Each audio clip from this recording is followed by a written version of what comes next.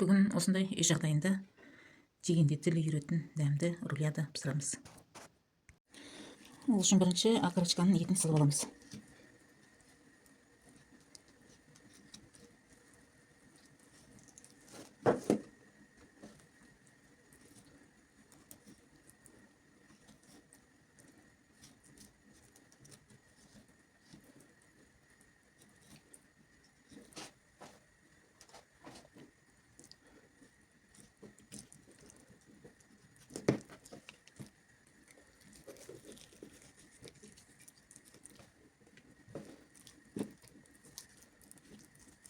Мен екі окорочка алдым. Окорочкаларыңыз үлкен болса, рулеталарыңыз да үлкен жақсы болады. Неғұрлым үлкенінен таңдап алсаңыздар. Осындай қылып сыпырып аламыз. Сүйегін бүйтіп алып тастаймыз. Енді соусын жасап алайық. Ол үшін бізге мынандай кішілеу 4-5 супчик алдым. Чеснок жеркеден өткізіп аламыз.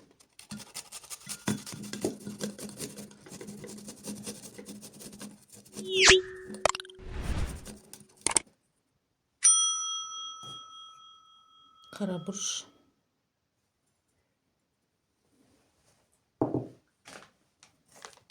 ашты қызыл бұрыш,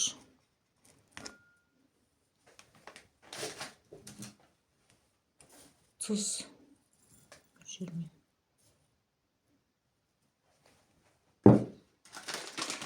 Енді мындай етке арналған приправалар, соны қосайын деп.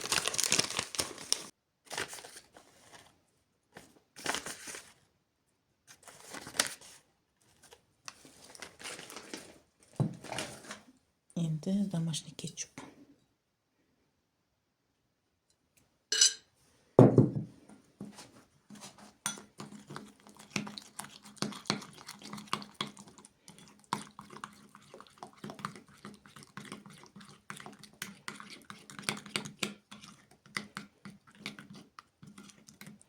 Соусымыз дайын.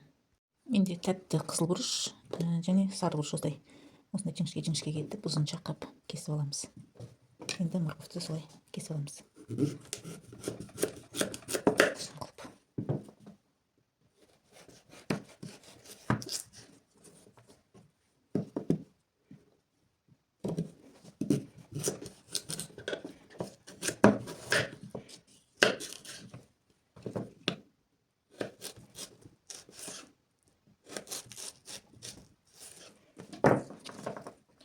Дайындап аламыз.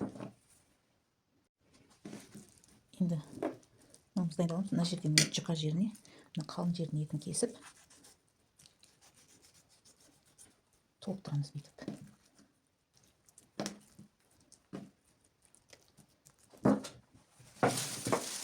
Енді осысын салған жауып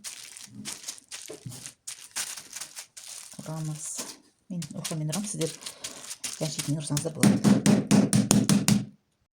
Енді осының үстіне соусымызды жағамыз. Жақсылап отырып, бір ел қылып жабышамыз.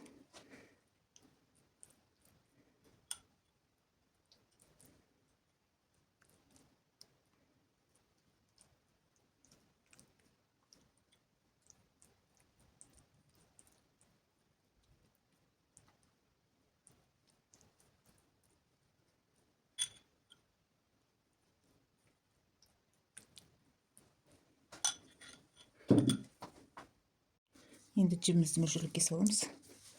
Керегінше.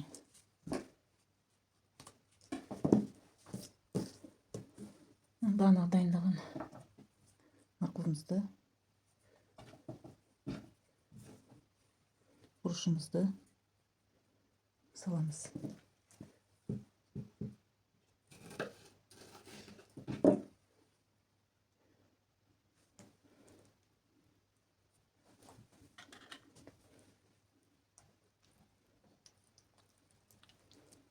Өстіп ұрып шығамыз.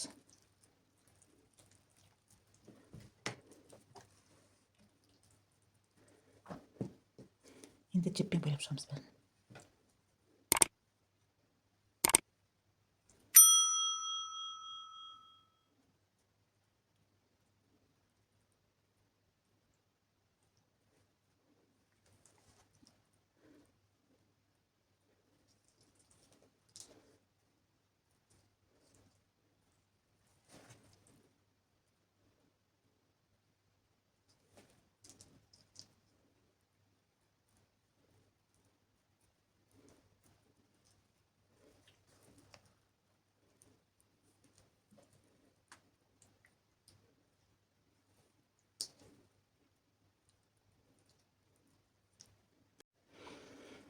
Енді қалған соусты сыртынан жағып шығамыз.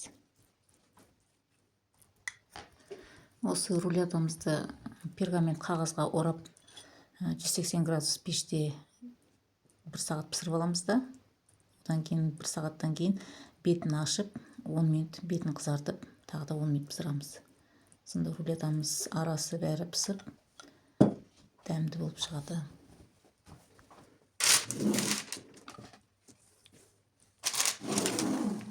Енді 2 рулета шықты. Енді осыны жарты сағатқа әбден маринациянғанша қойамыз. Рулетамыз дайын. Енді кесіп көрейік. Бірінші жөнге салайық.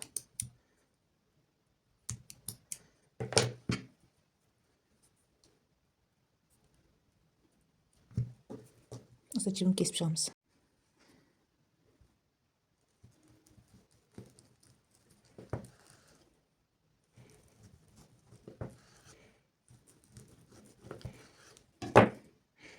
Осындай рулета. Әдемі, дәмді.